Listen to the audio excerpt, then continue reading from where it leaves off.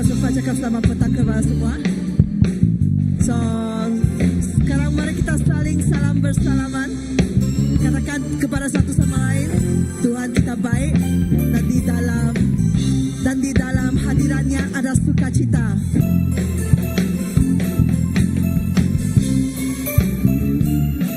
Katakan kepada satu sama lain, mari kita masuk ke dalam hadirat Tuhan dengan sukacita.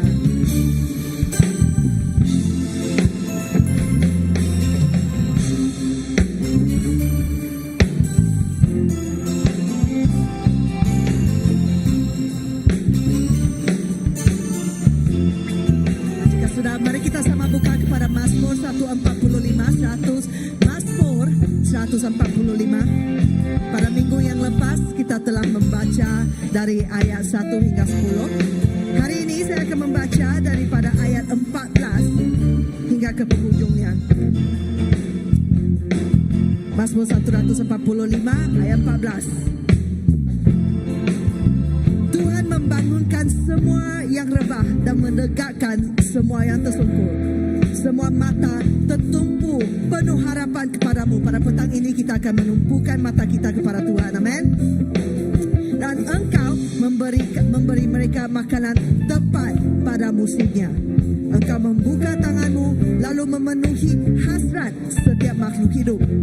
Tuhan benar dalam semua caranya, penuh kasih dalam semua perbuatannya.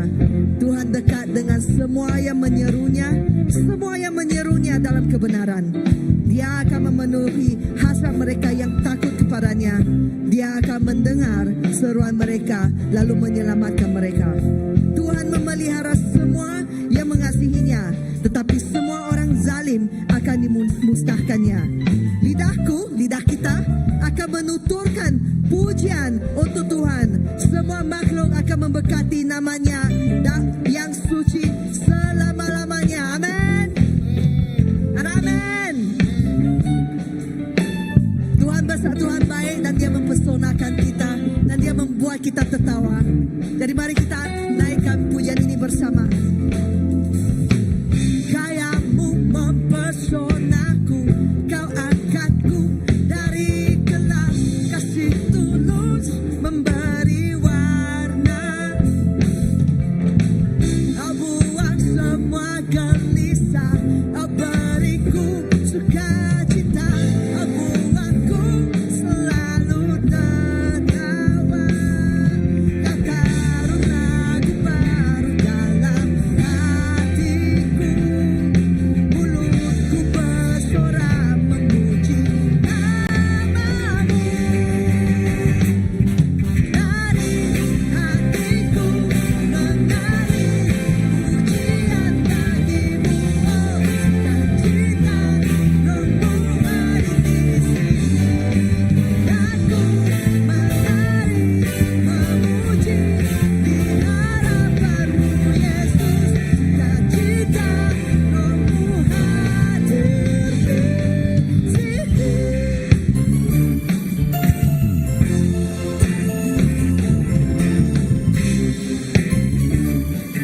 Bersamanya katakan, kayamu mempesonaku, kau angkatku dari gelap, kasih tulus memberi warna. Kau buang semua gelisah, kau beriku sukacita, kau buatku selalu tertawa. Kau taruh lagu baru dalam hatiku, mulutku bersorak memuji namamu. Dari hatiku menari pujian bagimu, oh sukacita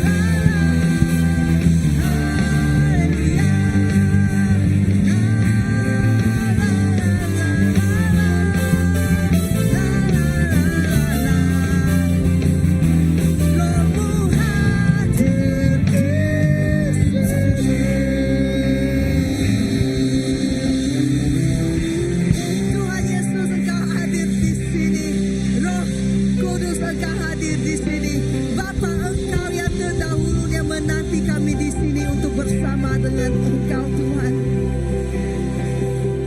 Engkau Tuhan yang maha pengasih, Engkau Tuhan yang maha kuasa, Engkau Tuhan yang maha besar. Dan di dalam hadirat Engkau, semua kegelisahan kami hilang. Di dalam hadirat Engkau, semua beban-beban kami terangkat. Di dalam hadirat Engkau, semuanya seperti awan, seperti bayang-bayang yang hapus di dalam terang-Mu.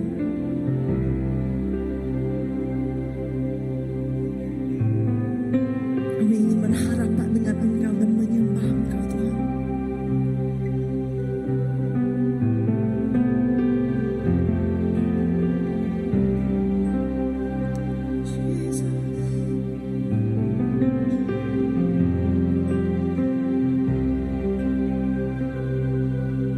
Ku ingin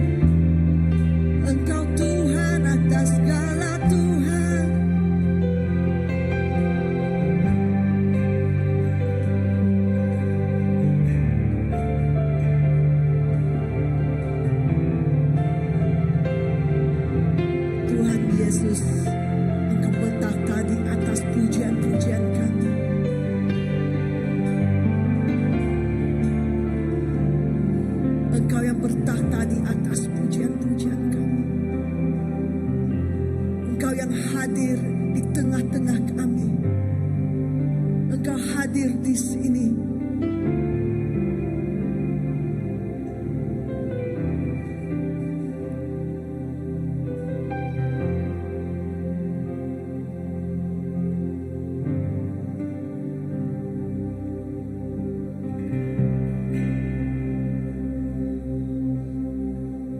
Tiada yang seperti Engkau, Tuhan. Tiada yang seperti-Mu.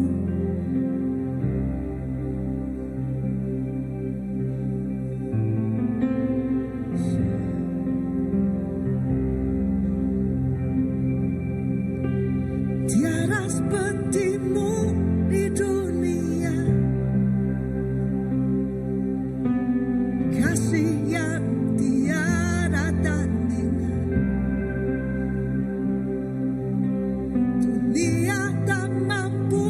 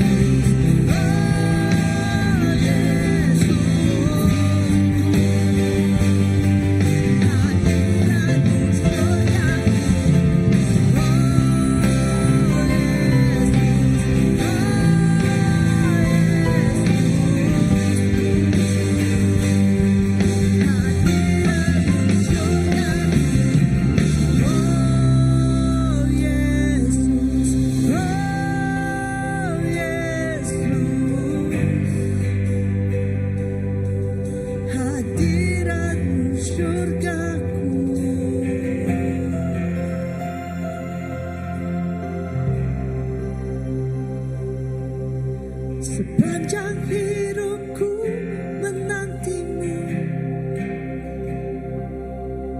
saat ku bersemuka denganmu. Dunia tak mampu memuaskan. Yesus, kau air kehidupan. Yesus, kau air kehidupan. Yesus, kaulah segalanya. Yesus, kaulah segalanya. Sama-sama kita nyatakan, Yesus, kaulah segalanya. Yesus, kaulah segalanya. Yesus, kaulah segalanya. Yesus, kaulah segalanya. Yesus, kaulah segalanya. Yesus, kaulah segalanya. Oh Yesus, oh Yesus, oh Yesus.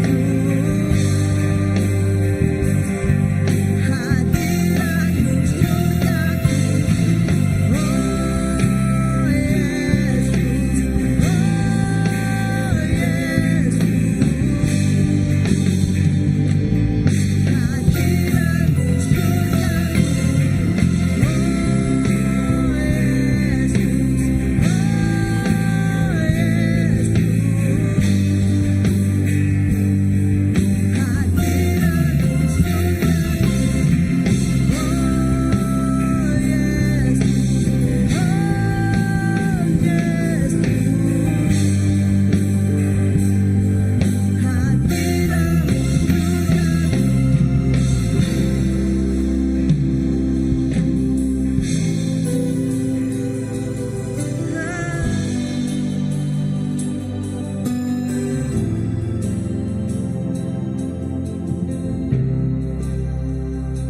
ku ingin bersamamu, ku menanti kerajaanmu datang.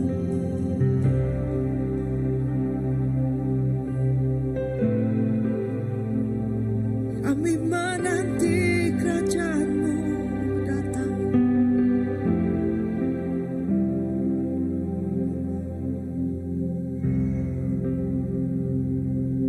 Karena bila kami tampil ke mejamu untuk berjamu bersamamu Tuhan Yesus, kami menyatakan keinginan kami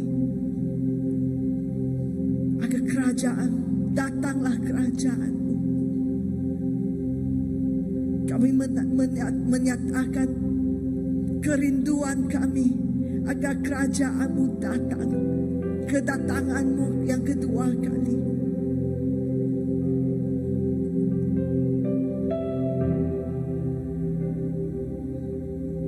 Hadiratmu syurga kami.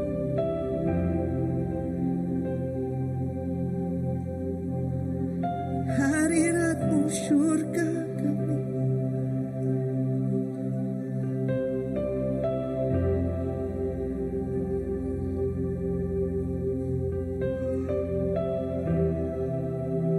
Mari kita sama-sama memandang kepada Tuhan Yesus sejenak.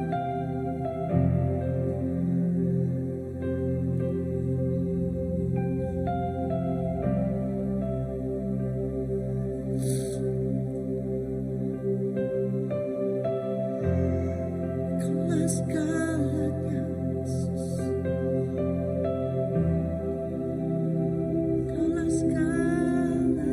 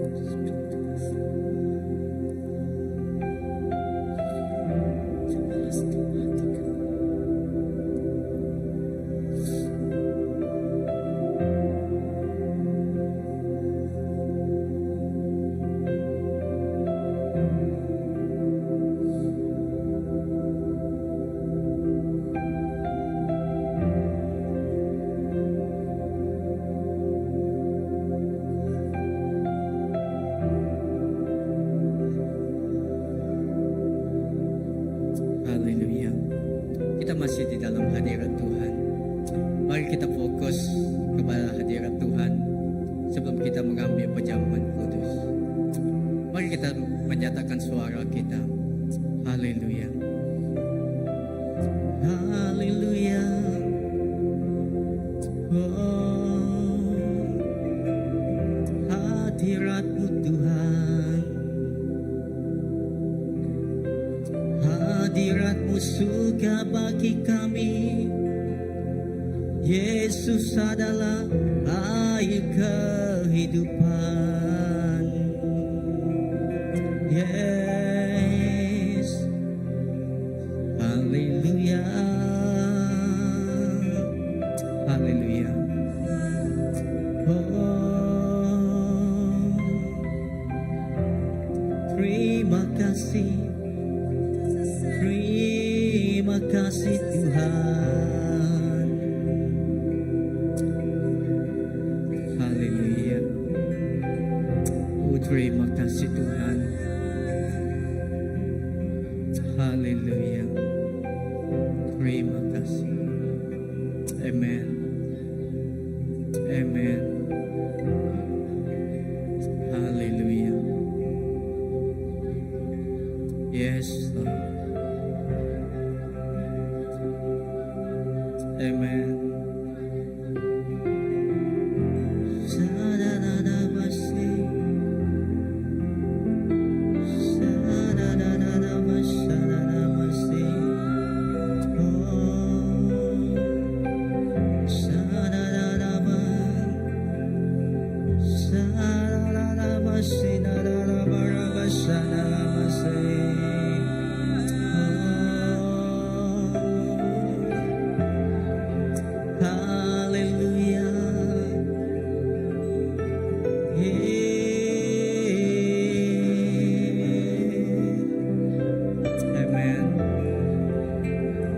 Terima kasih Tuhan. Haleluya. Amen. Terima kasih. Yes, Lord. Oh, terima kasih.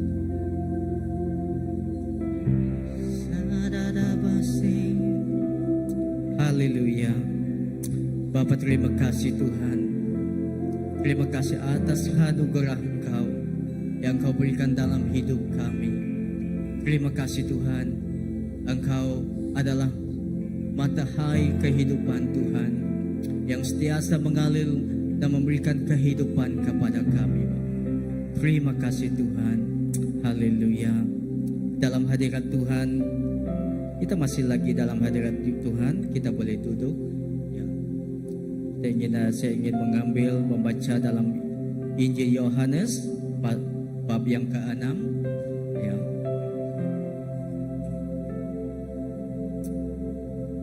Injil Yohanes bab yang ke-6 berkata seperti ini. Akulah roti hidup yang turun dari surga. Orang yang makan roti ini akan hidup kekal.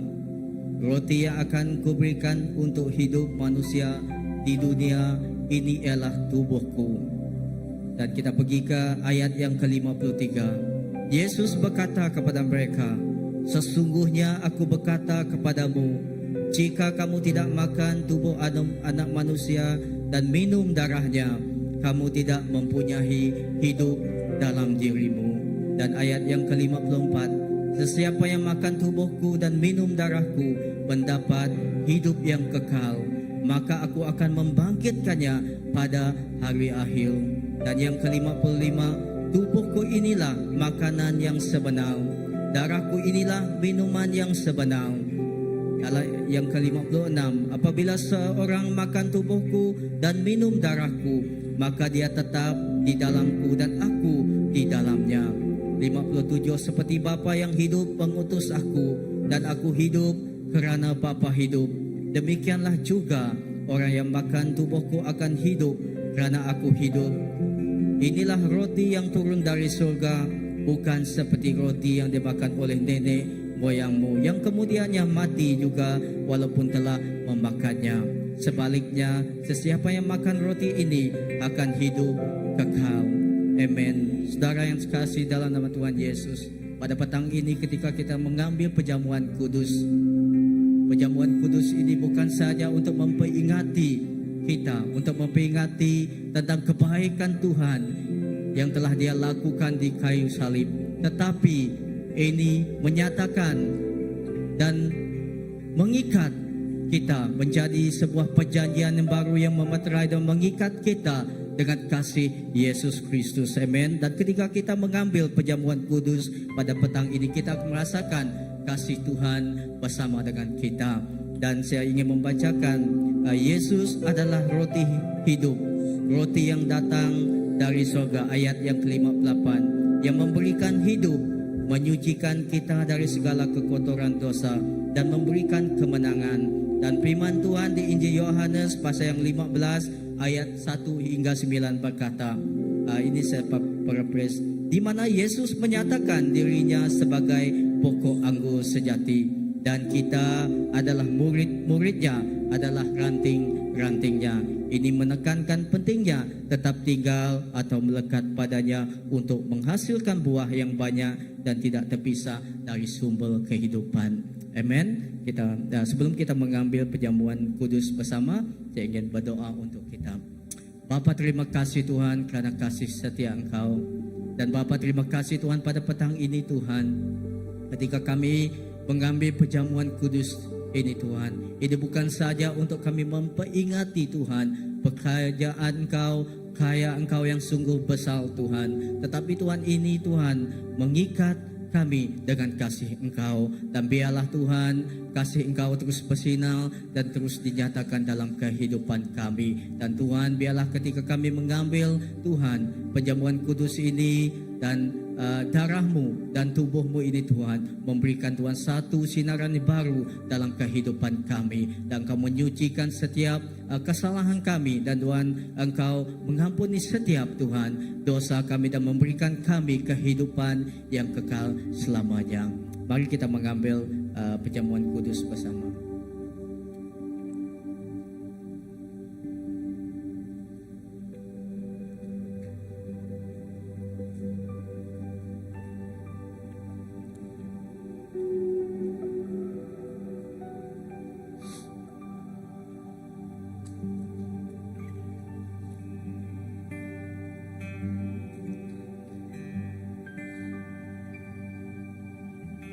Saya mengajak kita bangkit bersama. Haleluya. Mari kita berdiri bersama.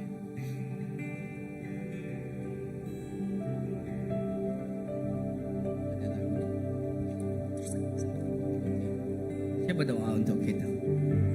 Haleluya. Bapa, terima kasih Tuhan. Terima kasih kerana Engkau terus bersama dengan kami. Dan terima kasih Tuhan atas hadirat Engkau ketika kami memuji dan menyembah Engkau. Kami merasakan Tuhan hadirat Engkau bersama dengan kami, dan hadirat Engkau seperti surga di dalam kehidupan kami. Dan Engkau Tuhan adalah air sumber kehidupan dalam hidup kami, dan agar Tuhan hidup kami terus Tuhan terus fokus di dalam Engkau. Terima kasih Tuhan, dan sebentar lagi kami akan mendengar firman Engkau. Kami akan serahkan masa ini seterusnya tangan Engkau, dan biarlah Tuhan Engkau terus bersama dengan kami. Amen. Kita ingin memberikan pemberian untuk memberikan persembahan kita. Ajarku berdiam dekat di hatimu.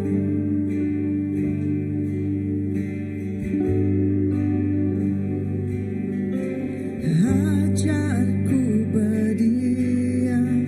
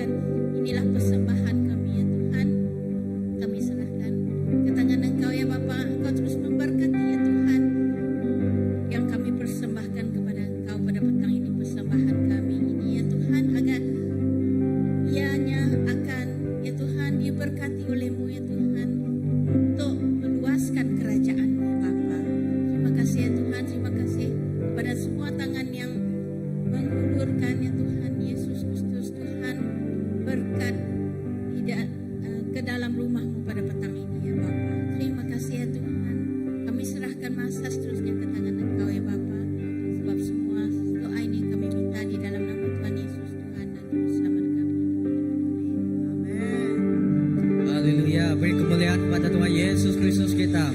Amen. Kita boleh duduk.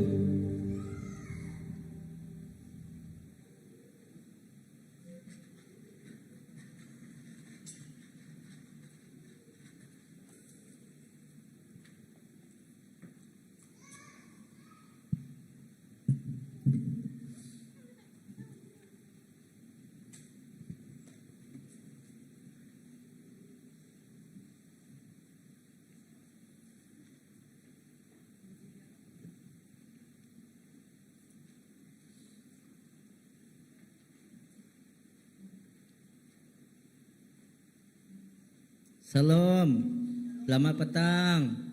Apa kabar petang ini? Okey, masih ada tenaga? Masih. Siapa merasakan ketika kita memuji dan menyembah Tuhan? Siapa merasakan kita merasa hadirat Tuhan menyentuh kita? Semua kita merasakan, amen. Bisik dengan saya megangkan. Ya, dan terima kasih kepada tim pujian dan penyembahan kita yang membawa kita menyembah Tuhan lebih dalam pada petang ini.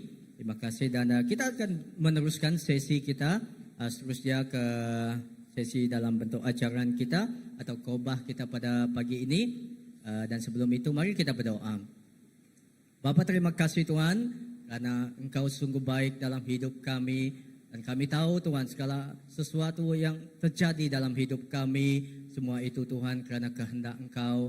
Dan biarlah kehendak Engkau terus terjadi dalam kehidupan kami. Dan kami serahkan Tuhan pada petang ini segala firman Engkau Tuhan. Biarlah firman ini meneguhkan dan dia tidak akan pulang dengan tangan yang kosong Tuhan. Dan akan membangkitkan, menyemarakkan Tuhan dan mendorong setiap iman kami yang percaya baik kami di dalam tempat ini dan di mana-mana pun kami berada pada petang ini. Terima kasih Tuhan, berkatilah Tuhan persekutuan kami pada petang ini dari awal hingga ke penghujung. Terima kasih Bapa, dalam nama Tuhan Yesus Kristus Tuhan dan Juru Selamat kami telah berdoa. Amen. Okey, seperti yang kita tahu tentang pada bulan ini adalah bulan September adalah bulan misi untuk gereja kita CBC, untuk gereja kita Christ Baptist. Dan sepanjang bulan ini kita didorong untuk membagikan kasih Yesus, untuk membagikan menyatakan tentang firman Tuhan, kebenaran Tuhan kepada setiap orang di sekeliling kita. Biar baik mereka sudah mengenal Tuhan ataupun belum mengenal Tuhan. Amen. Dan tema sepanjang bulan ini kita akan sering melihat iaitu tentang tema pengajaran kita lebih berfokus kepada misi, iaitu kita akan merayakan dampak global iaitu pada 5 hari bulan 10 dan pada 4 hari bulan 10 Oktober kita akan ada aktiviti di gereja ini untuk kita fokus kepada misi, iaitu kita ada membuat penjualan bagi kamu yang ingin menyumbang dalam apa, baik itu dalam tenaga, dalam bentuk apa yang barang-barang ataupun apa segala sumbangan, kamu boleh datang kepada misi, kepada tim misi dan pada masa itu kamu boleh menyumbang. Dan pada 5 hari bulan Oktober kita akan merayakan iaitu dampak global misi kita. Dan pada petang ini kita akan menyambung kembali, iaitu Dr. Alan akan mengajar kita kembali tentang misi, iaitu di model yang ke-6. Selepas ini, kalau anda balik sebentar makan petang dan kita sama-sama sampai ke sini pada jam 7 nanti, boleh? Okey, dan tema ataupun judul khotbah saya pada pagi ini, petang ini, pelajaran saya pada petang ini adalah tentang misi Tuhan, iaitu hati Tuhan bagi dunia. Okey, kita sering kali mendengarkan tentang apakah itu misi, tetapi pada petang ini saya ingin membawa kita kembali untuk melihat, untuk mendorong kita apakah isi hati Tuhan dalam hidup kamu dan saya dan bagi dunia pada masa ini. Amen. Okey, yang judul saya itu misi Tuhan ataupun hati Tuhan bagi dunia ini. Okey, teks yang saya ambil iaitu garis besar yang saya ambil iaitu di Yohanes pasal yang ketiga ayat 16 hingga 17. Kita sering kali membaca ini kan, sering kali kita baca ini adalah satu ayat yang famous atau popular, tidak asing lagi bagi kita. Ini adalah gambaran besar iaitu tentang misi yang saya akan bawakan pada kita petang ini. Yohanes 3 16 hingga 17. Kerana begitu besar kasih Allah akan dunia ini sehingga ia telah mengaruniakan anaknya yang tunggal supaya setiap orang yang percaya kepadanya tidak binasa melainkan boleh hidup yang kekal. Sebab Allah mengutus anaknya ke dalam dunia bukan untuk menghakimi dunia melainkan untuk menyelamatkannya oleh Dia. Amen.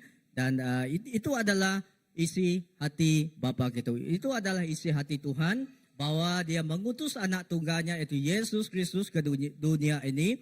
Itu adalah sebab kasih Dia. Itu bukan kerana Dia terpaksa untuk menyelamatkan kita. Tidak. Itu adalah kerana kasih Bapa kepada kita. Dia memberikan anaknya, mengutus anak tunggalnya Yesus Kristus ke dunia ini bukan untuk menghakimi dunia, bukan untuk menghakimi kehidupan kita, melainkan untuk menyelamatkannya oleh Dia.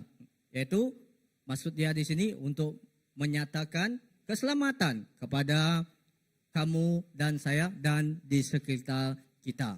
Amen. Itu adalah misi atau message yang Bapa ingin dalam hidup kita. Saudari-saudari yang terkasih, hari ini kita akan membahas tentang misi. Dan yang pertama, apakah misi Tuhan? Okey, misi Tuhan. Apakah misi Tuhan? Ya, misi Tuhan dinyatakan ada di sana. Ya, misi Tuhan dinyatakan melalui keseluruhan pekerjaannya untuk menyelamatkan dunia dan semua isinya.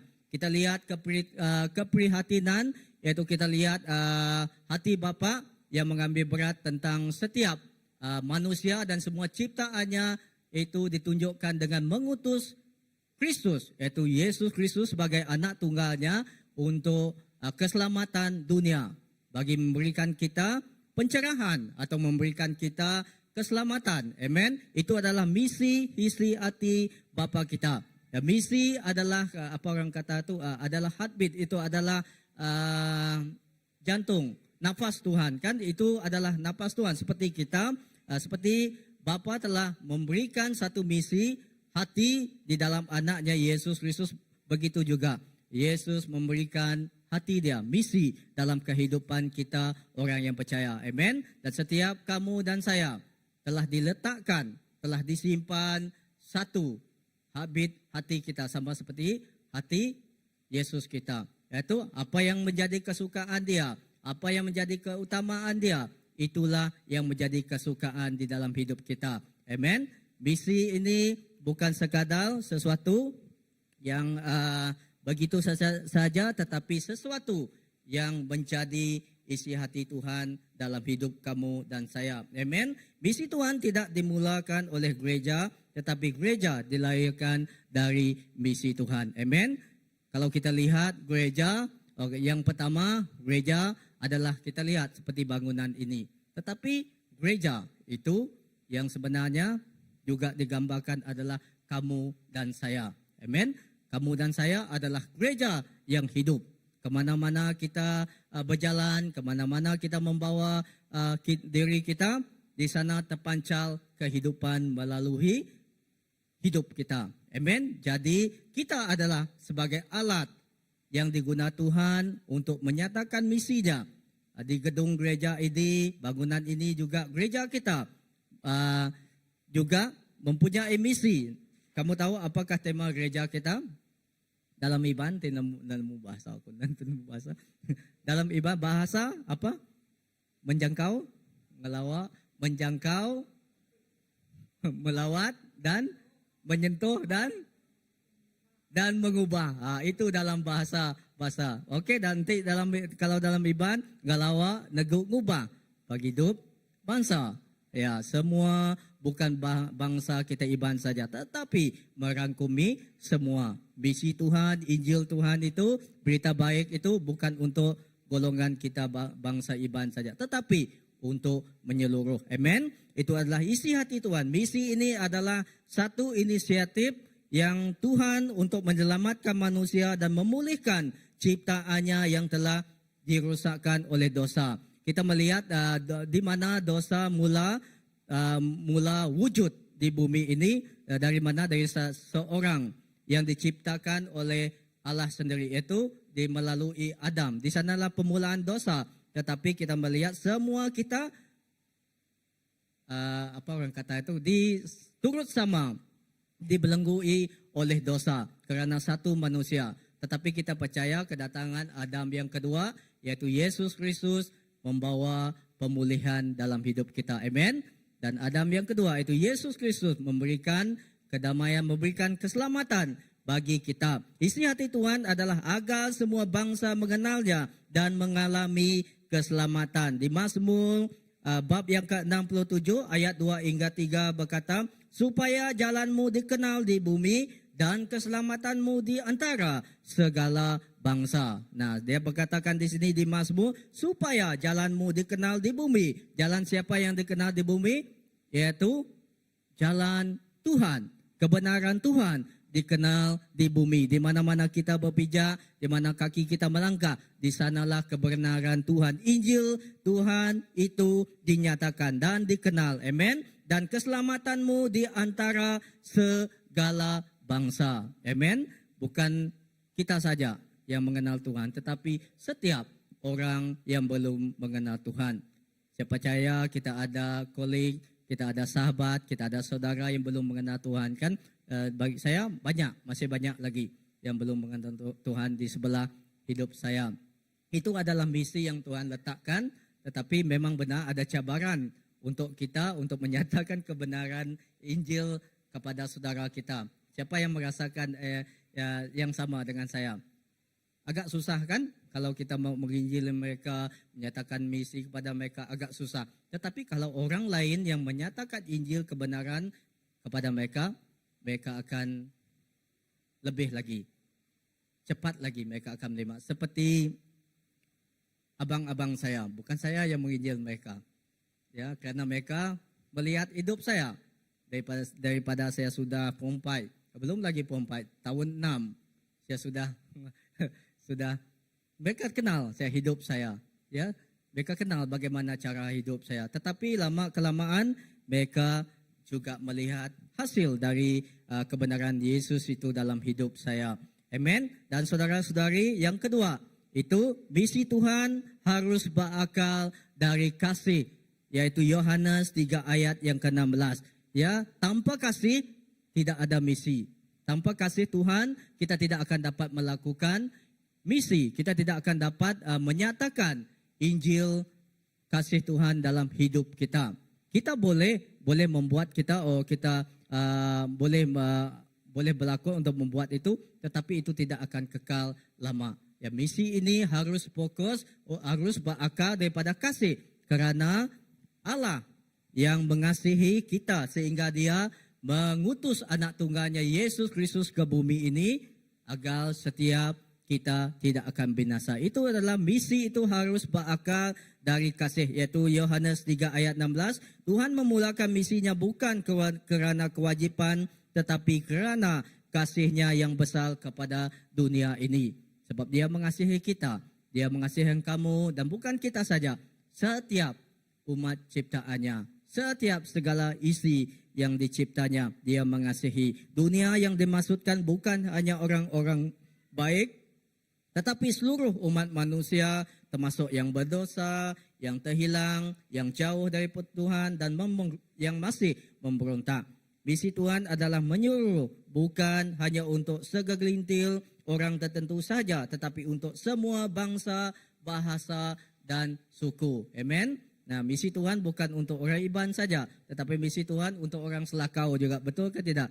Dan untuk orang segala yang di sini, okey? Ada orang Selakau di sini, okey? Yang sudah menerima misi Tuhan. Ada banyak lagi di sini, kan? Itu jadi maksudnya misi itu, Injil Tuhan itu bukan untuk segelintir kita saja, tetapi untuk seluruh. Okey, untuk saya mengajak kita, mari kita lihat satu cerita dalam Injil Lukas, iaitu 15 ayat 11 hingga 32. Okey, ini adalah untuk saya menerangkan tentang isi hati Tuhan. Itu kita sering kali membaca cerita ini, tapi petang ini saya ingin membawakan kita untuk melihat kembali tentang cerita ini, iaitu perumpamaan tentang anak yang hilang. Itu ayat yang ke-11. Yesus berkata lagi, Ada seorang mempunyai 2 anak laki-laki. Kata yang bungsu kepada ayahnya, "Bapa, berikanlah kepadaku bahagian harta milik kita yang menjadi hakku." Lalu ayahnya membagi-bagikan harta kekayaan itu di antara mereka.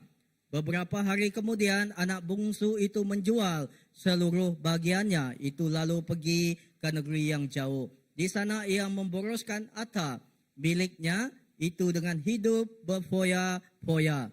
Baris yang ke-14, ayat ke-14, setelah dihabiskannya semuanya, timbullah bencana kelaparan di dalam negeri itu dan ia pun mulai melarat. Dan yang seterusnya, lalu ia pergi dan bekerja pada seorang majikan di negeri itu. Orang itu menyuruhnya ke ladang untuk menjaga babinya. Lalu ia ingin mengisi perutnya dengan ampas yang menjadi makanan babi itu, tetapi tidak seorang pun yang memberikannya kepadanya. Lalu ia menyadari keadaannya. Katanya, betapa banyaknya orang upahan bapakku yang berlimpah-limpah makanannya, tetapi aku di sini mati kelaparan. Aku akan bangkit dan pergi kepada bapakku dan berkata kepadanya, Bapa, aku telah berdosa terhadap sorga dan terhadap Bapa. Aku tidak layak lagi disebut anak bapa, jadikanlah aku sebagai salah seorang upahan bapa.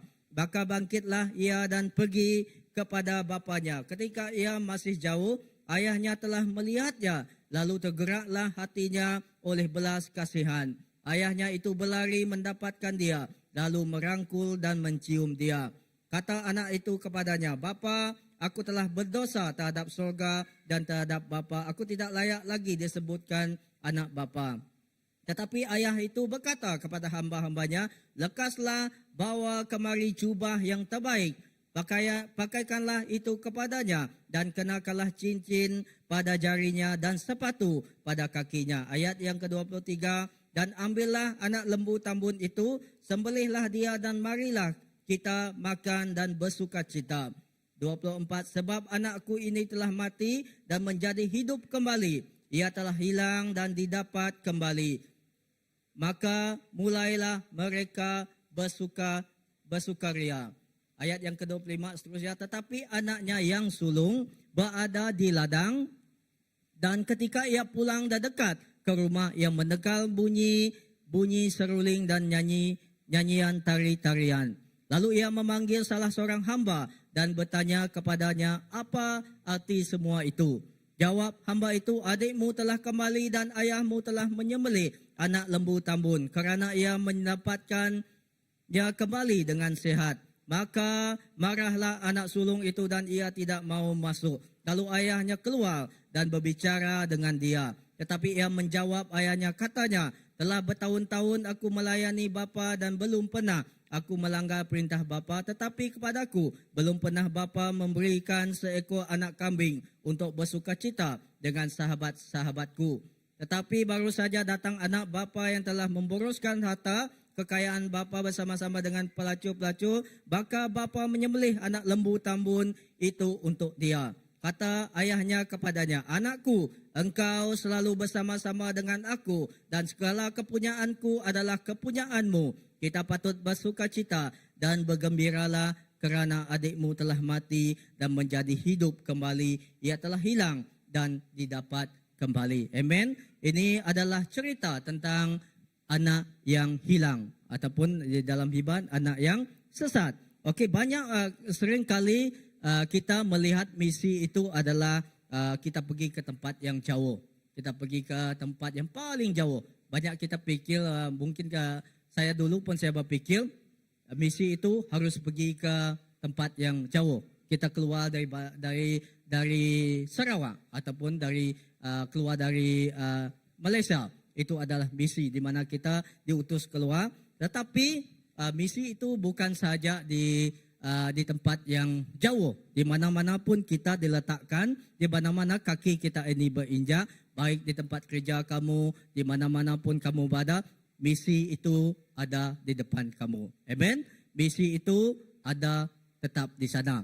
Amen. Dan dia tidak hanya fokus kepada tempat yang jauh saja, tapi misi dimulai dari hati Allah. Seperti Yohanes 3 ayat 16, misi itu dimulai dari hati Bapa, yaitu Allah Bapa kita, hati yang mencari dan menyambut kembali yang hilang. Kita melihat perumpamaan anak yang hilang tadi, itu menunjukkan inti dari misi. Kita dapat mempelajari apakah arti misi itu daripada kisah seorang anak yang hilang itu tadi. Yaitu perumpamaan anak yang hilang menunjukkan inti misi, yaitu Tuhan rindu semua orang kembali kepadanya. Amen.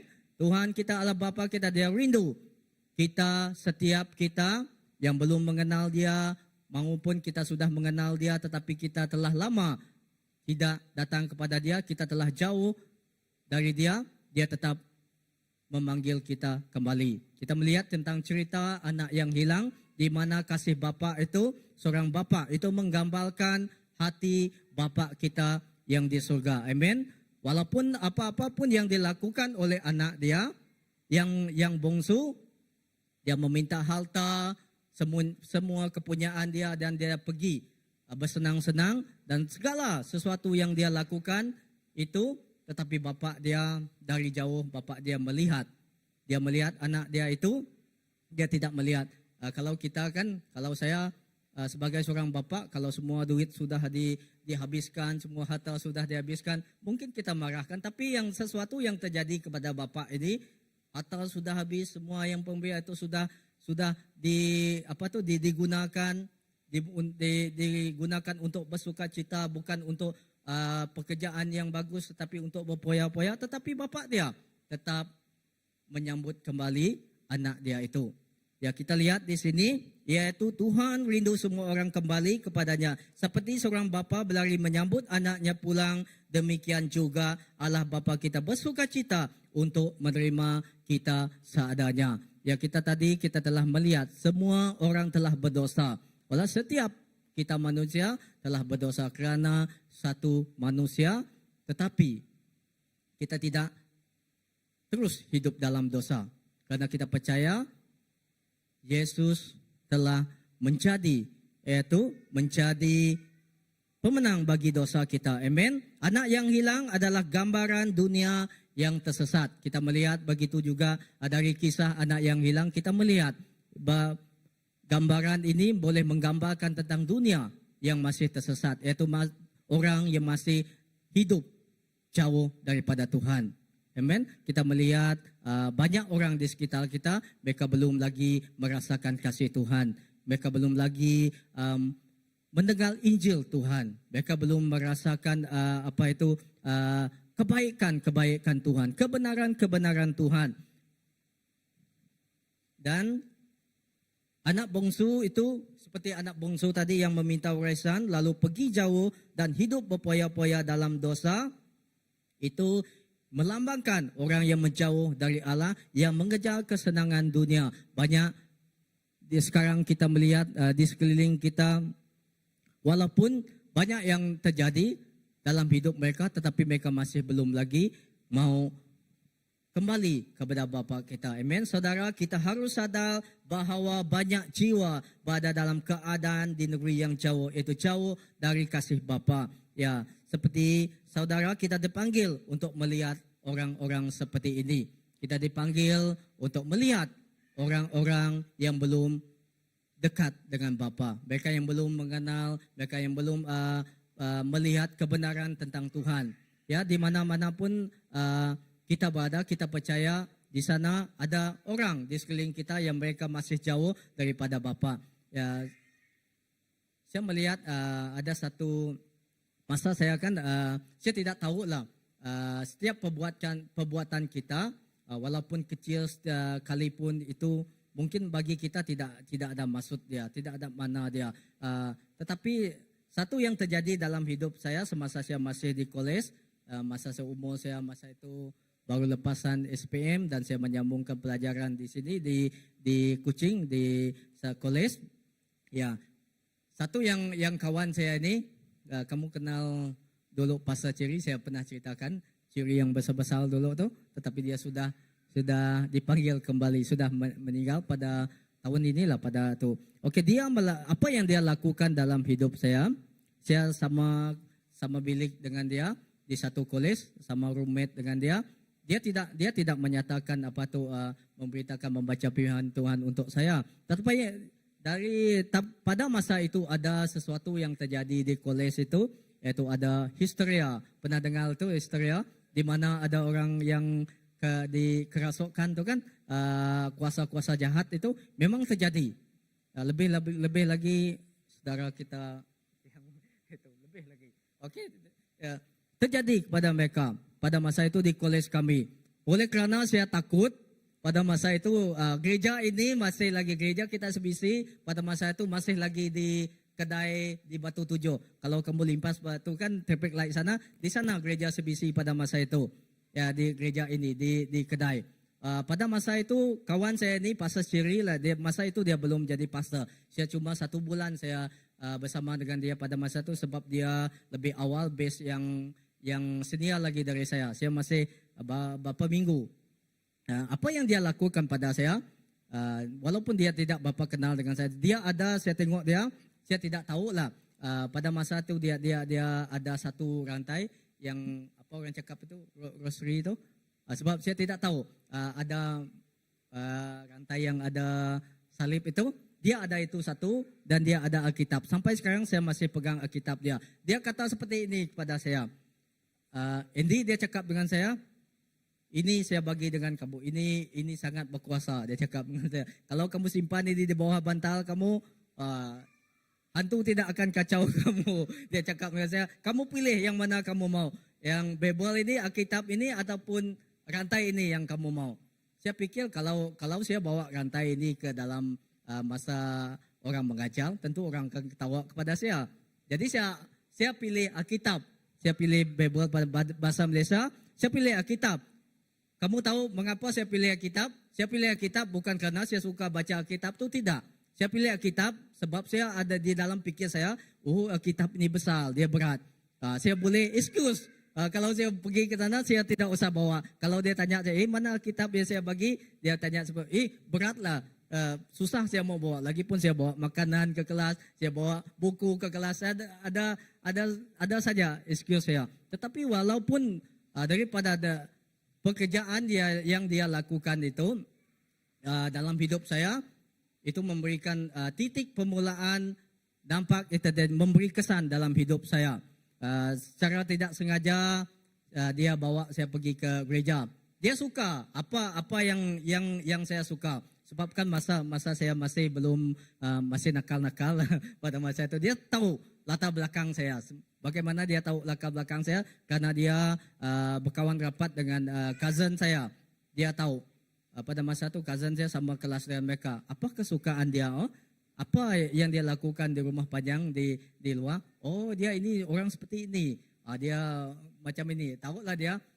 Saya suka yang sesuatu yang happening. Saya suka kalau di sana ada orang konsert kan, ada orang menyanyi ke. Saya suka di sana. Saya suka tengok pampe macam tu. Dia cakap dengan saya, nanti Sabtu kamu pergi dengan saya. Ada konsert di Batu Tujuh, dia cakap dengan saya. Ada konsert di Batu Tujuh, dia cakap dengan saya. Okey, saya ikut dia, boleh. Bukan saya saja, banyak kami pada masa itu. Masa kami habis bermain bola di kolej itu dan kami diambil pada masa itu. Ada seorang Angka Andri pada masa itu, dia yang bawa band sering. Ada pasar baji juga pada masa itu, pasar muda-mudi. Mereka ambil kami. Bawa ke gereja. Saya tidak tahu tempat itu gereja. Ngam-ngam pada masa itu saya tengok pada masa itu yang bawa lagu pada masa itu saya tengok akun tahu bapa isteri kepada suami kepada kakak Incing. Pada masa itu akun dia worship leader. Ya, dan banyak lagi dia angkat lagi Spencer pada masa itu mereka yang enggak betul-betul. Kan Sabtu seperti yang kita lakukan sekarang kan, orang practice lah untuk persiapan untuk hari Sunday. Sekali saya dengar lagu, kenapa lagu? Tidak, saya cakap.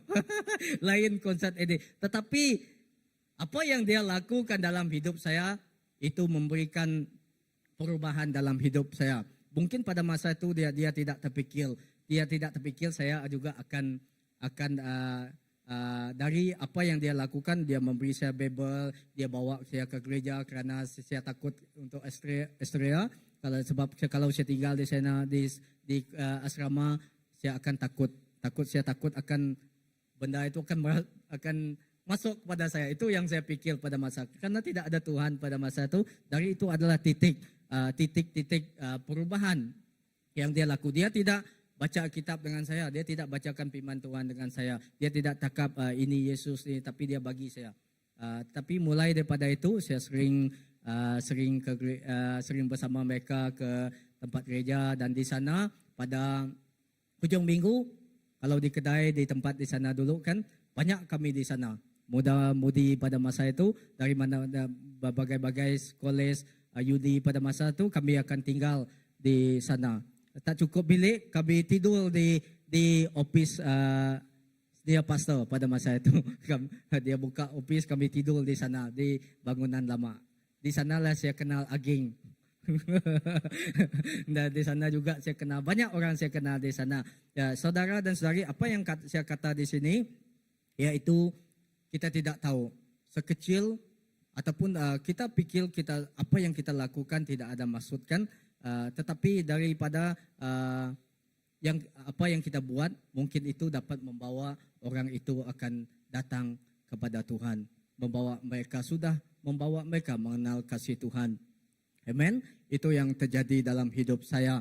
Barilah kita, saudara, kita disengajakan kita memberitakan, tidak mungkin kita.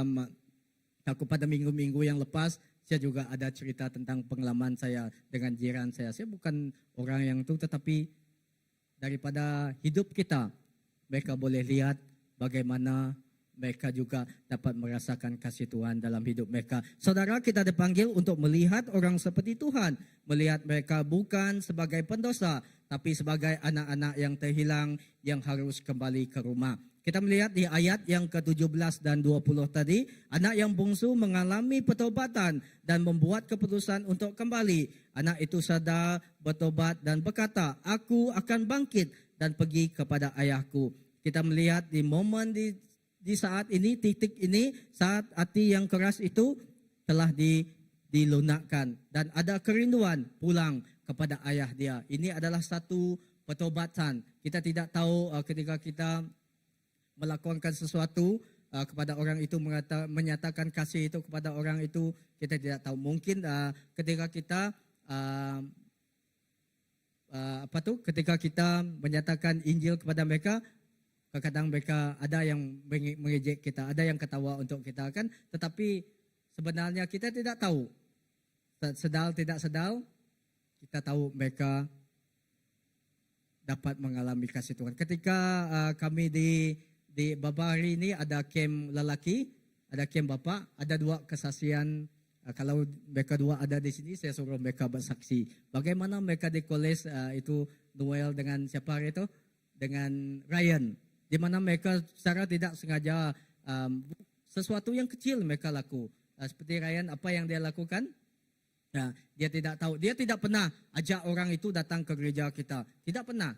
Tetapi apa yang dia lakukan, satu kali masa kita ada apa yang kita buat, ada aktiviti yang di gereja kita. Dia lihat orang itu datang ke gereja saya. Kenapa kamu datang ke gereja saya?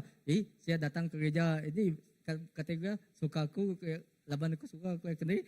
Ya, sebab kamu yang cerita.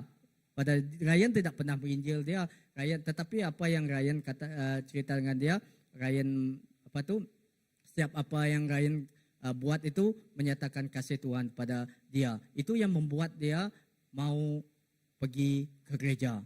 Dan dia mau melihat bagaimanakah sebisi itu. Karena Ryan ceritakan dengan dia, Ryan tidak pernah membawa dia ke gereja. Tetapi dia sendiri datang. Dan 2 kali dan dia datang ke gereja. Di Noel dan kesaksian dari Noel pun hampir sama kan. Ya, bagaimana dia tidak...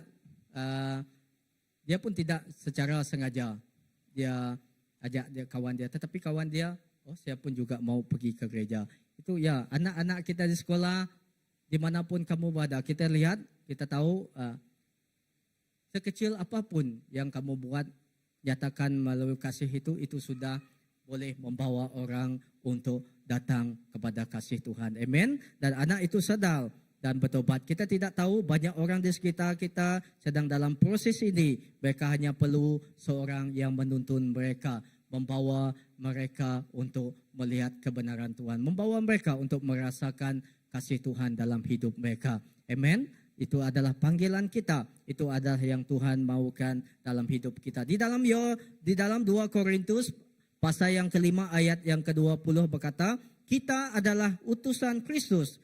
Yaitu berkata seperti, kami ini adalah utusan Kristus.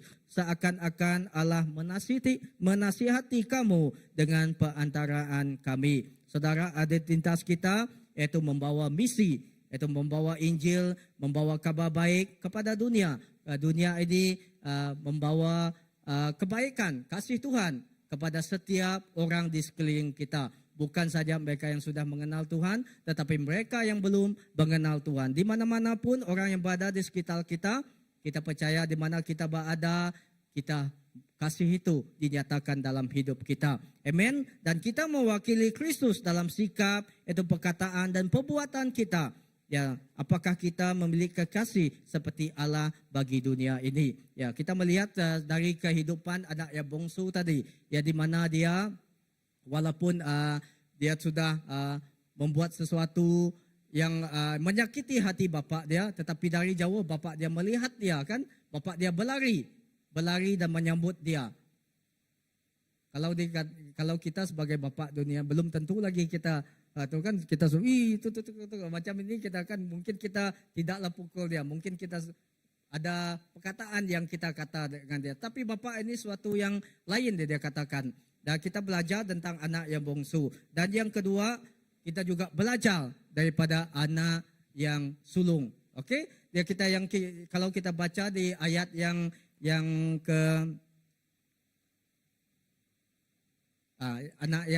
ayat yang ke-25. Tetapi anak yang sulung berada di ladang, dan ketika ia pulang dan dekat ke rumah, ia mendengar bunyi seruling dan nyanyian tari-tarian. Lalu ia memanggil salah seorang hamba dan bertanya kepadanya, apa arti semuanya itu? Jawab hamba itu, adikmu telah kembali dan ayahmu telah menyembelih anak lembu tambun kerana ia mendapatkannya kembali dengan sehat. Maka marahlah anak sulung itu dan ia tidak mau masuk. Lalu ayahnya keluar dan berbicara dengan dia. Tetapi ia menjawab ayah, katanya, telah bertahun-tahun aku melayani bapa dan belum pernah aku mendengar perintah bapa, tetapi kepadaku belum pernah bapa memberikan seekor anak kambing untuk bersukacita dengan sahabat-sahabatku. Kita melihat bagaimanakah situasi anak yang sulung ketika adik yang bungsu itu kembali kepada bapa dia. Kita mempelajari hati bapa, kita mempelajari tentang kehidupan anak yang bungsu, di mana dia telah sedar akan perbuatan dia kembali kepada bapa dia dan bapa dia menyebut dia. Saudara, ketika misi juga itu kita dipanggil untuk turut bersama. Untuk turut bersama yaitu menyatakan kasih Kristus bagi setiap orang di sekitar kita. Ya, kita tidak harus apa yang kita dapat pelajari dari anak sulung, kita tidak harus mempunyai sikap seperti anak yang sulung. Ya, kita harus menanam sikap seperti bapa, yaitu dia sering menyambut kedatangan anak dia. Seperti itu Bapa kita yang di surga. Seperti itu juga hati Yesus Kristus. Walaupun kita telah berbuat kesalahan yang besar, kita berdosa, kita melakukan apa-apa yang tidak membuat hati dia suka ataupun melukakan hati dia, tetapi dia tetap menyambut kita. Biarlah kita belajar daripada anak yang sulung, yaitu ketika kita bukan menjadi penghakim bagi mereka yang datang. Di gereja kita banyak orang yang datang ke tempat ini, berbagai-bagai latar belakang mereka, berbagai-bagai kelemahan mereka. Tetapi kalau kita lihat mereka datang di sini, biarlah kita menjadi orang yang menyatakan kasih ke dalam hidup mereka. Dimanapun tempat kita belajar, di tempat kerja kita, ya kita menjadi garam dan terang bagi orang di sekitar kita. Biarlah kita tidak menghakimi kehidupan orang lain, tetapi kita membawa dia membawa mereka menjadi jambatan, membawa mereka untuk merasakan kasih Bapa kita, merasakan kasih Yesus. Amen. Dan ketiga, Yesus adalah bentuk sebenar, yaitu misi Tuhan. Allah mengutus anaknya yang tunggal, Yesus Kristus, bukan sekadar untuk memberi pengajaran atau mukjizat, tetapi untuk menyelamatkan, yaitu menyelamatkan setiap isi bumi ini, termasuk kita manusia. Kita melihat di sini, Yesus adalah penginjil yang pertama, yaitu missionary yang pertama yang diutus oleh Bapa, yaitu menjadi alat untuk menyatakan keselamatan bagi kamu dan saya. Bukan saja bagi kita, tetapi bagi orang yang di sekeliling kita. Amen. Ia datang untuk melayani, menderita dan mati di salib demi menyelamatkan kita. Di Yohanes pasal yang ketiga ayat 17 berkata, sebab Allah mengutus anaknya ke dalam dunia bukan untuk menghakimi dunia, melainkan untuk menyelamatkannya oleh Dia, supaya setiap orang yang percaya kepadanya tidak binasa, melainkan beroleh hidup yang kekal. Amen. Dia mengutus, sebab Allah mengutus anaknya ke dalam dunia bukan untuk menghakimi dunia, melainkan untuk menyelamatkannya oleh Dia, supaya setiap orang yang percaya kepadanya tidak binasa, melainkan boleh hidup yang kekal. Itu adalah isi hati Tuhan. Itu adalah isi hati Bapa kita, supaya setiap orang yang mengenal Dia tidak akan binasa. Dia bukan datang ke dunia ini untuk menghukum kita ataupun menghakimi hidup kita, melainkan Dia datang untuk memberikan kita keselamatan. Dia datang untuk memberikan kita kehidupan yang kekal. Amen. Ya, memanglah kita manusia, bukan kita manusia saja. Setiap benda yang hidup suatu hari kita akan mati. Tetapi yang mati dimaksudkan oleh firman Tuhan di sini, hidup yang kekal di sini, ketika kita meninggalkan dunia yang sementara ini, di sana kita akan ada kehidupan yang baru. Amen.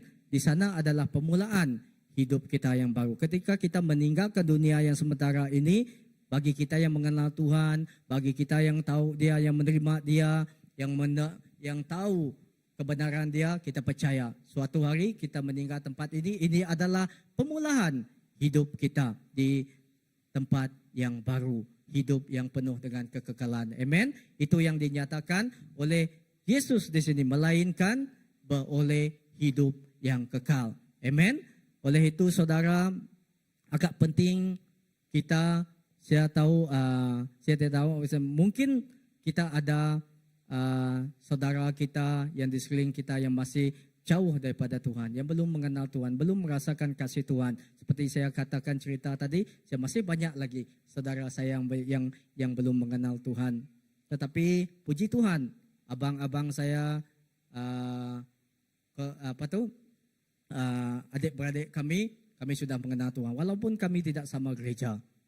Saya Baptis, abang saya yang kedua SIB, yang di Sibu dan di Serike Methodist, dan yang satu Anglikan. Tetapi apa yang kami sering katakan kepada satu sama lain, ketika kami berkumpul balik gawai Christmas, karena kami tidak selalu berkumpul, kan tidak sering dapat berkumpul. Tetapi ketika kami berkumpul, kami tidak menyatakan, oh saya dari gereja ini, saya lebih besar lagi, saya lebih tua lagi. Tidak. Tetapi mereka tahu saya, pada masa itu mereka belum tahu saya sebagai pastor. Tetapi mereka mengolok-olok saya. Oh adik kita si pendeta, bukan pendeta, mereka cakap, saya tidak ingat lagi apa mereka kata dengan saya. Tetapi dari percakapan mereka itu yang sering mengacau lah kami adik-beradik. Tidak ada maksud untuk menyakiti sama lain lah, kami bergurau. Tetapi saya melihat apa yang mereka katakan itu benar-benar terjadi kepada saya. Kadang-kadang perkataan itu boleh terjadi dalam hidup kita. Itulah orang kata mulut itu memang bisa kan. Apa yang kita katakan itu memang ada kuasa dia. Tapi ketika kami berkumpul bersama, mereka katakan, oke, karena kamu sudah di sini, oke, kamu bawa kita firman Tuhan dengan kita, kamu buat ini untuk kita. Dan mereka pada sekarang ini, pada beberapa bulan yang lepas, saya ada, mereka minta saya, sebab saya ada TikTok kan saya buat di media sosial, bagaimana kita dapat menginjil orang lain untuk membuat memberi dorongan kepada orang lain. Saya ada TikTok di sana. Mereka selalu pasang itu di tempat di rumah panjang, dan puji Tuhan dari sesuatu yang kecil, renungan yang kecil itu dapat mengubah hidup mereka. Dan saya itu yang terjadi kepada saya. Walaupun sekecil apapun kasih yang kita nyata kepada mereka, keluarga kita, orang di sekeliling kita, kita percaya itu akan membuat mereka merasakan kasih Tuhan. Amen. Itu akan membuat mereka merasakan kasih Bapa dalam hidup mereka. Mereka bukan terkecuali, tetapi setiap orang, biar segala bangsa mengenal kasih Bapa. Amen. Mengenal Tuhan kita. Amen. Dan kita bukan saja dipanggil untuk menerima keselamatan, tetapi kita turut dipanggil dan diutus seperti Yesus untuk membagikan kasih-Nya. Yohanes 20 ayat 21 berkata, sama seperti Bapa mengutus aku, demikian juga sekarang aku mengutus kamu. Amen. Kita diutus seperti Kristus untuk membawa kasih, pengampunan, dan kebenaran. Dan yang keempat, gereja dan peranannya dalam misi. Apakah peranan gereja? Itu gereja tadi seperti yang saya katakan, satu adalah bangunan, dan kedua itu kita sebagai gereja, itu gereja yang hidup, yang dapat bergerak untuk menjadi saluran penyataan kasih Kristus kepada di mana-mana tempat kita berada. Itu gereja bukan sekadar tempat ibadah, tetapi gereja adalah alat Tuhan dalam misinya, yaitu di Matius 28 ayat 19 hingga 30 berkata kita dipanggil untuk memberitakan Injil. Dan Matius bab yang kelima baris 13 hingga 16 juga berkata kita juga dipanggil untuk menjadi terang dan garam di tengah dunia. Amen. Di mana-mana pun kita, walau sekecil apapun terang kita, ia akan tetap bersinar. Ketika kita membuka mulut kita, ketika kita menyatakan kasih Yesus itu, sekecil apapun kasih yang kita nyatakan itu, terang yang terpancar dalam hidup kita, itu sudah dapat menerangi kehidupan orang lain. Amen.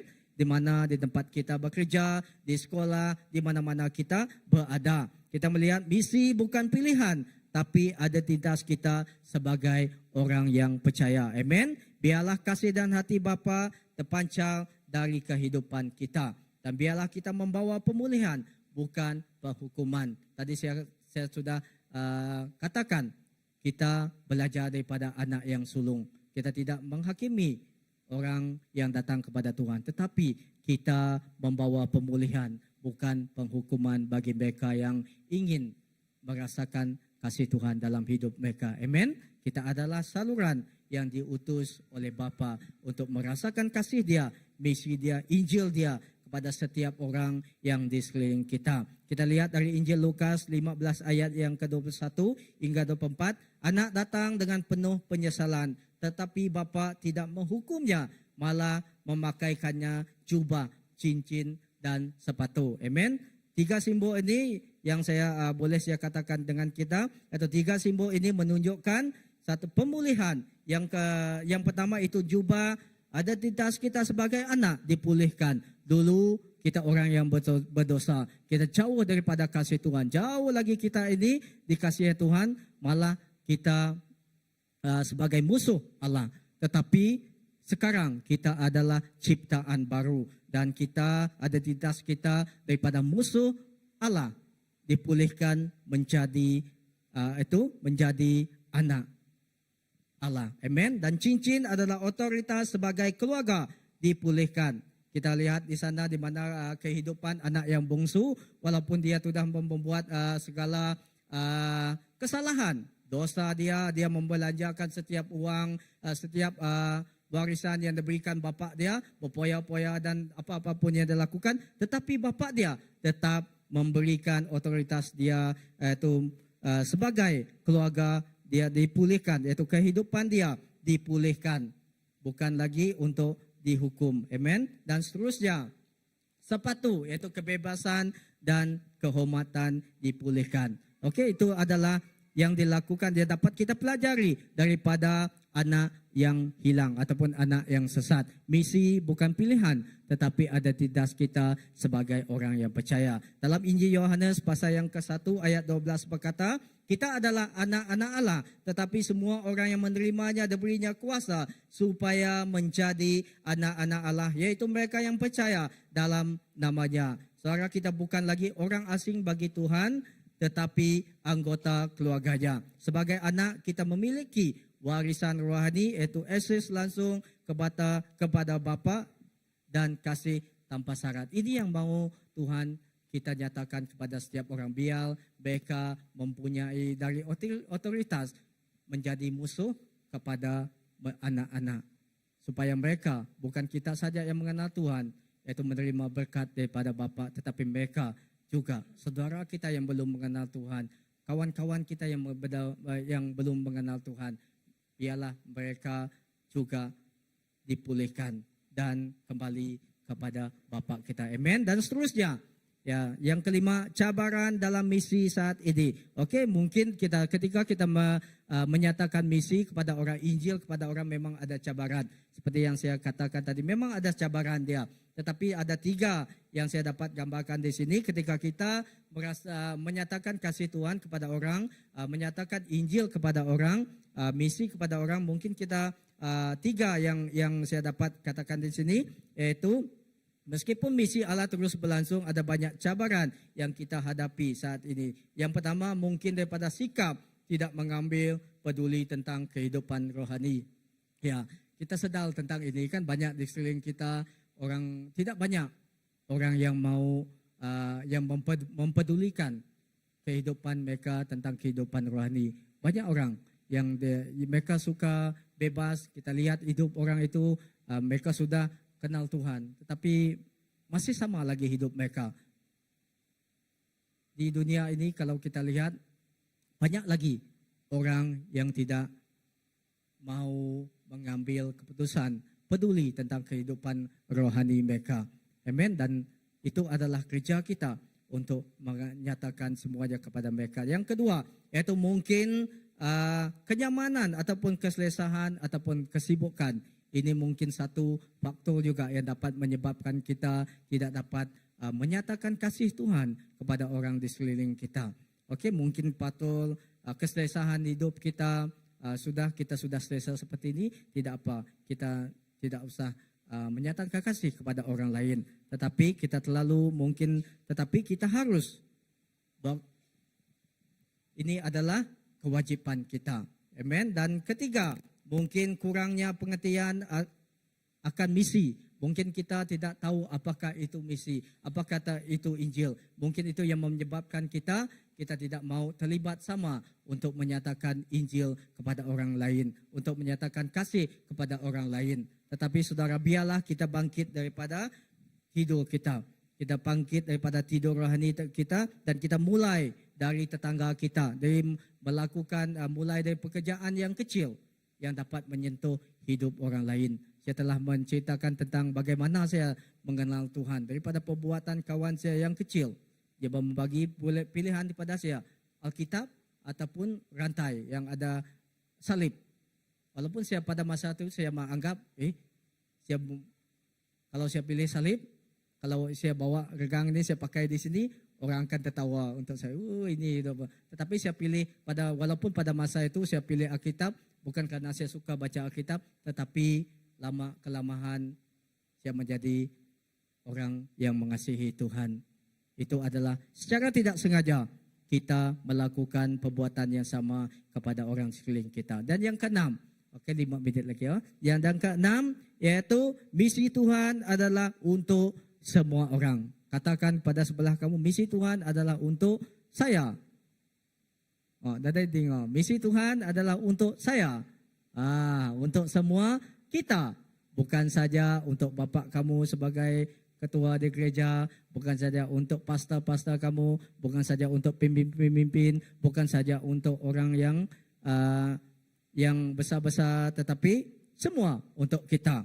Yaitu misi bukan hanya tugas seorang pastor, pemimpin gereja atau penginjil atau misioneri. Okey? Di Matius 28 ayat 19 berkata, kerana itu pergilah jadikanlah semua bangsa murid-muridku dan baptislah mereka dalam nama Bapa dan Anak dan Roh Kudus dan ajarlah mereka melakukan segala sesuatu yang telah kuperintahkan kepadamu. Amen. Dan ini bukan misi ini Tuhan, ini bukan paksaan, tetapi adalah kewajiban kita karena kita telah dipanggil untuk menyatakan kebenaran Tuhan dalam hidupan kita. Kewajiban atau mandat, yaitu amanat agung ya, kepada setiap orang yang telah percaya, yang menerima dia menjadi Tuhan dan Tuhan dalam kehidupan dia. Ini adalah sesuatu tas atau mandat, amanat agung yang harus kita lakukan. Amen. Walaupun kita tidak, jangan membandingkan diri kita kepada kemampuan kita kepada orang lain, tetapi kita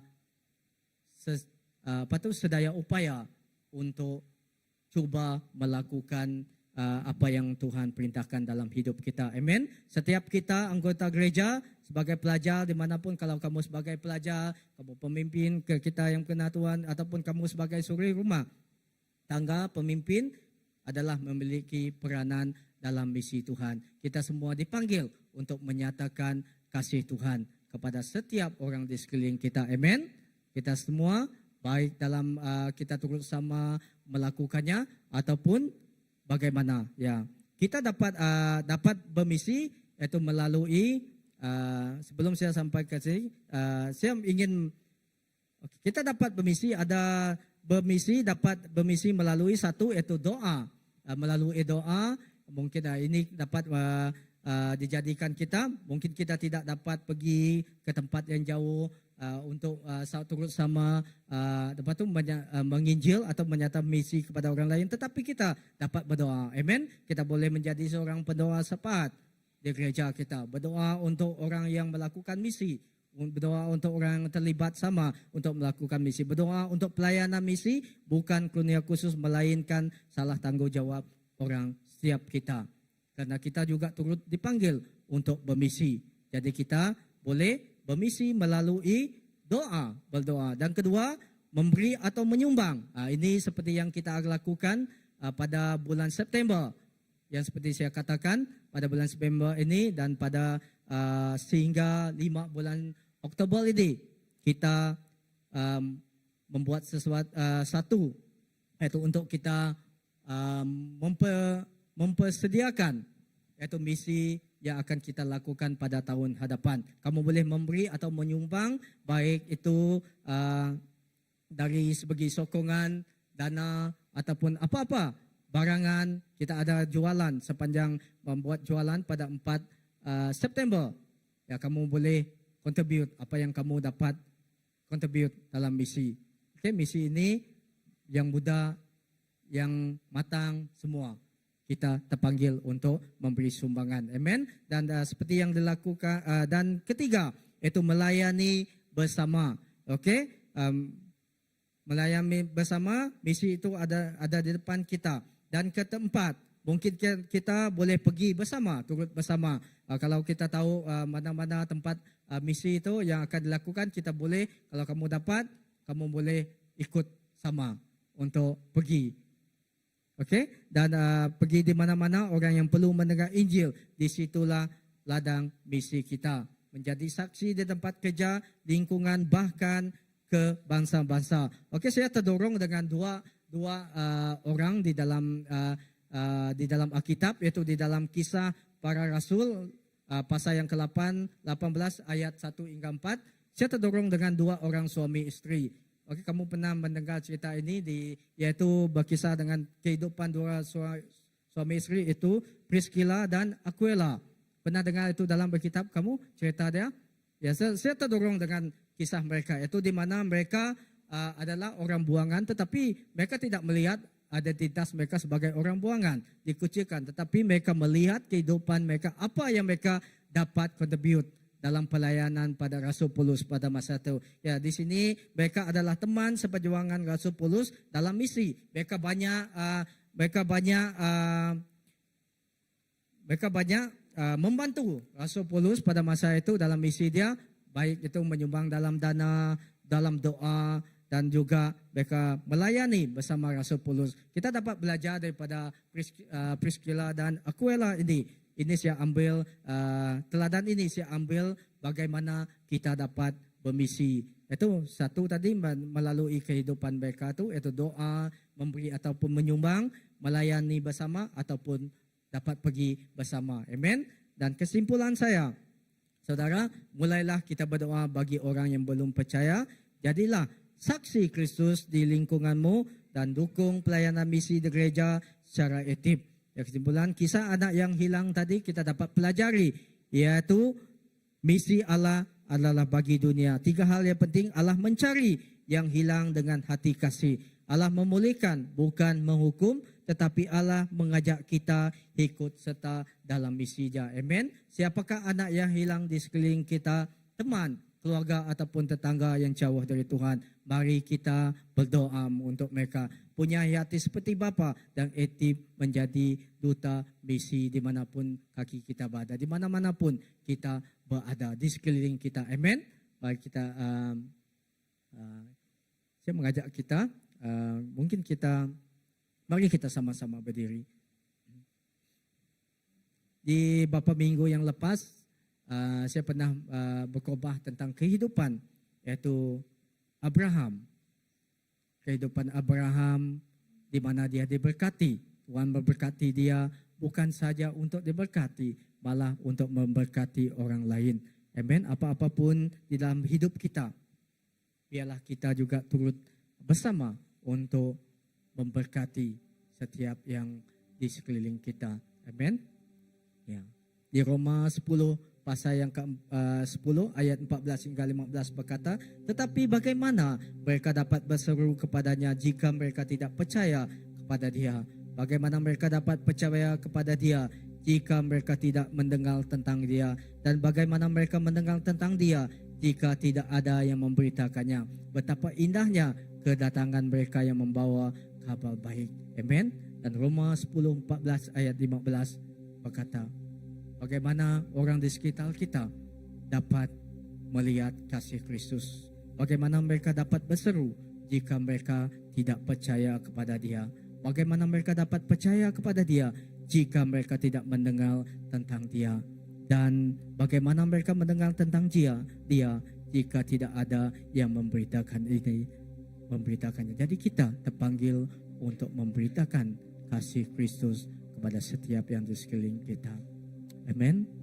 Kita boleh nyanyi lagu untuk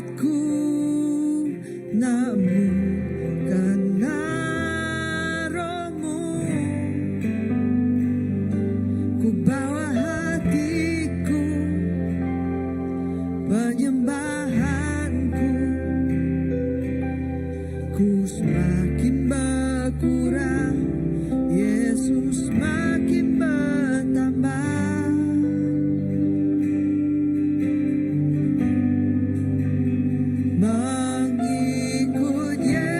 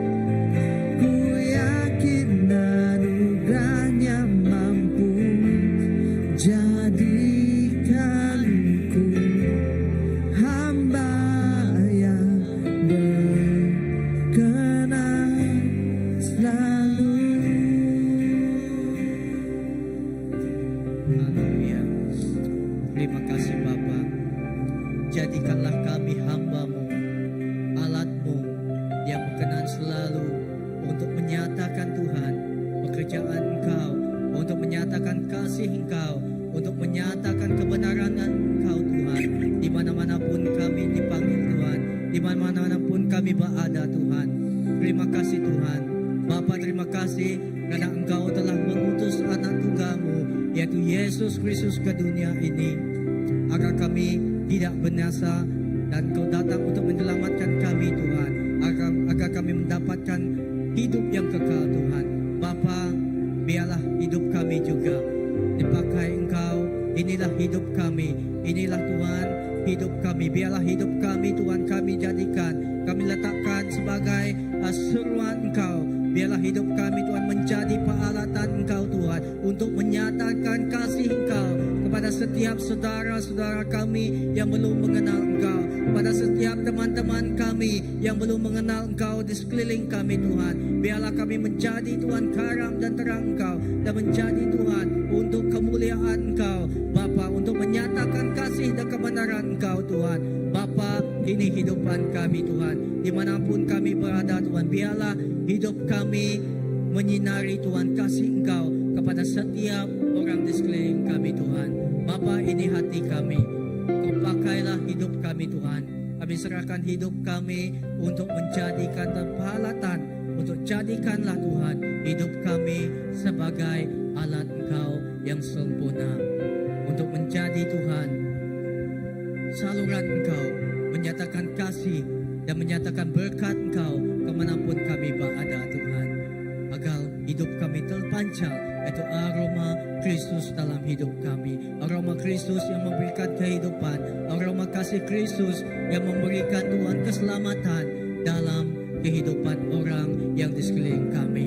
Terima kasih Bapa, kami serahkan Tuhan doa ini tangan Engkau. Biarlah Tuhan kembali kami tempat ini Tuhan. Kami bukan saja menjadi umat-Mu yang setia, biarlah kami menjadi umat-Mu yang setia, dipakai, diguna Engkau untuk menjatakan misi, untuk menjatakan Injil Engkau, yaitu Tuhan pekabaran Tuhan, firman Engkau kemana-mana pun kami berada Tuhan. Biarlah firman-Mu itu Tuhan menjadi terang dan pelita kaki kami, dan bukan saja untuk terang pelita kaki kami, dan itu dinyatakan Tuhan, biarlah kami membagikan Tuhan kasih terang firman Engkau Tuhan kepada setiap orang di sekeliling kami, baik melalui perbuatan kami, baik melalui pekerjaan kami, baik melalui Tuhan apapun Tuhan percakapan kami, dan melalui karakter hidup kami Tuhan, baik di keluarga kami, baik di gereja kami, ataupun di masyarakat di bumi ini Tuhan.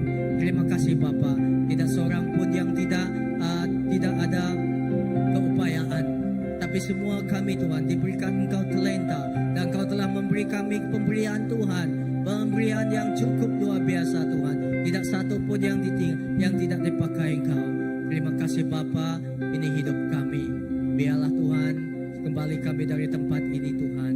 Biarlah kami terus menjadi alat Engkau untuk menyatakan kasih Kristus melalui hidup kami, dimanapun kami berada, di tempat gereja, di sekolah, dan di mana-mana pun Tuhan. Biarlah kami pembawa kasih Kristus, biarlah kami pembawa penyata kebenaran Engkau dimanapun kami berada. Terima kasih Bapa, ini doa kami.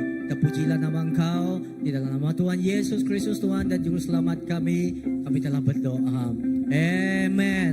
Haleluya. Beri kemuliaan bagi Tuhan kita, dan serahkan ini kepada Alright, terima kasih Pastor Andy. Silakan duduk, kita akan bersurai tidak lama lagi. Tapi sebelum itu, mari kita sama melihat kepada pengumuman-pengumuman untuk minggu ini. Jadi pengumuman yang pertama adalah minggu depan kita tidak ada kebaktian bahasa Malaysia, tetapi semua digalakkan untuk dan dijemput untuk beribadah di kebaktian bahasa Iban bermula jam 9.30 pagi pada Ahad depan. Jadi kita akan kembali semula, berkumpul semula pada Ahad yang seterusnya, yaitu 21 September 2025. Jadi see you all. Dan kenapa next week kita tiada? Let's jump over to 4, 5, 6 first. So di sepanjang minggu-minggu yang kita tiada di sini, kami ingin menjemput anda semua untuk bersama berdoa, kerana ada sekumpulan daripada gereja kita yang akan berjalan, bukan bermisi, tetapi kita akan berkumpul bersama-sama untuk berdoa dan menyembah Tuhan bersama-sama. So yang event yang pertama adalah di Kapit, iaitu di 12 hingga 14 September 2025. Jadi berdoalah untuk mereka yang pergi ke sana untuk Grips 2025. Seterusnya adalah Tribal Gathering 2025 yang terjadi di Cebu. Jadi juga berdoa untuk anak-anak muda kita yang berkumpul di Cebu pada waktu ini. Jika anda berada di Kuching, anda juga boleh berdoa bersama-sama di Hari Doa untuk Malaysia, iaitu di kebaktian doa MDOP, CCM dan juga SCS. Ini adalah satu kebaktian doa combine, dan ini terjadi pada 16 September. Jadi ada orang yang berkumpul di Cebu, ada juga orang yang berkumpul di Kuching. Jadi ini dari pukul jam 9.30 pagi hingga 11.30 pagi di Gereja Same Faith, ya, Jalan Cawan. So kalau kamu tidak tahu, Google itu ada. Alright. Hari ini kita banyak bercakap mengenai misi, tetapi ada satu lagi perkara yang masih belum tersentuh, yang masih belum di recap oleh Pastor Andy tadi, iaitu bagaimana kita harus mengambil bahagian. Dan jika anda ingin mengetahui dengan lebih dalam lagi, saya ingin menjemput anda untuk stay back jam 7.30 malam ini. Bukan, jam 7 malam ini. Okay? Jam 7 malam ini kita akan berkumpul di tempat ini sekali lagi, di mana kita akan mendalami topik misi ini sekali lagi, di mana kita akan mengetahui macam mana kita boleh mengambil bahagian dalam misi. Alright. Dan together with that, anak-anak juga tidak terkecuali. So di 19 hingga 20 September kelak, jika anda adalah kanak-kanak yang berumur dari umur 3 tahun ke 12 tahun, anda dijemput untuk mengikuti VBS, Vacation Bible School, selama 2 hari. Dan macam mana kita boleh jadi ejen Tuhan di dunia ini, macam mana kita boleh jadi spy. So ada mission. Macam mana nak tahu mission kamu? Datanglah pada 19 dan 20 September 2025. Alright. Dan bersama dengan itu, ini seperti apa yang Pastor Andy katakan tadi, ini bulan September ini adalah bulan misi gereja, dan pelbagai aktiviti akan dijalankan sepanjang bulan ini. Yang pertama yang harus kita take note adalah yang seterusnya. Kita ada jualan baju pre-love, kami ingin menjemput anda untuk menyumbang pakaian yang terpakai untuk program jualan, supaya kita boleh mengumpul dana untuk misi dan penginjilan, sama ada dari gereja kita keluar atau untuk kumpulan-kumpulan lain di negara-negara lain. So kriteria pakaian yang akan dikumpul masih bagus, tidak koyak. Dan sebelum kita menyerahkan baju itu, make sure tidak renyuk-renyuk lah, atau tidak ada lubang-lubang. So make sure itu pakaian dan baju itu adalah dalam keadaan yang baik. Alright? Semua okay? Semua clear? Okay. Dan yang terakhir, ini adalah satu perkara yang special. Sometimes we go to mission field kan, bila kita turun ke padang misi, kita tidak tahu bencana apa yang akan terjadi. Jadi untuk mempreparekan kita untuk bencana alam semula jadi, SECA, Sarawak Evangelical Christian Association, telah akan mengadakan satu training, iaitu disaster preparedness training di 7 dan 8 Oktober 2025. Dan ini adalah satu kursus yang ada sijil. So if your HR memerlukan bukti, this is a very good one. Dan kalau tidak silap saya, boleh claim HRDF juga. Kalau tidak silap saya lah. This one you have to check with your HR. Okay, but do take leave for this. Okay, last one. Oh, I just found out. I just see this. Sorry. Last one adalah baptisa. Baptisa tahun ini akan dijadikan. Can I have the date, please? Can you zoom into the date, please? No dates. Okey, ini akan kita akan menjalankan satu servis baptisa dan tarikh akan diumumkan tidak lama. Jadi jika anda baru menerima Tuhan dan anda ingin menyatakan iman anda secara awam dengan dibaptisakan, kami ingin menjemput anda untuk register untuk mendaftar dengan Pastor Andy dan kamu juga akan menjalankan sebuah kelas diletakkan dalam sebuah kelas di mana anda akan memahami apa itu maksud baptisa. Okey, dibaptisakan. Ya, jadi daftar, jangan tidak daftar. Dan itu saja pengumuman kita untuk hari ini. So, ya, sebelum kita balik, let me read this verse untuk menyuraikan kita dari okay, what's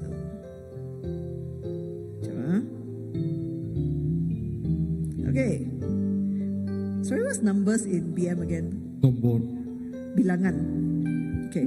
Alright, dari bilangan 6 ayat 24, 25 hingga 26. Mari kita sama berdiri untuk menerima pemberkatan kita sebelum kita balik. Ya, jadi ini adalah macam mana Tuhan ingin memberkati kita. Katakan, Tuhan memberkati kamu dan melindungi kamu. Tuhan menyinari kamu dengan wajahnya dan memberikan kamu kasih kurnia.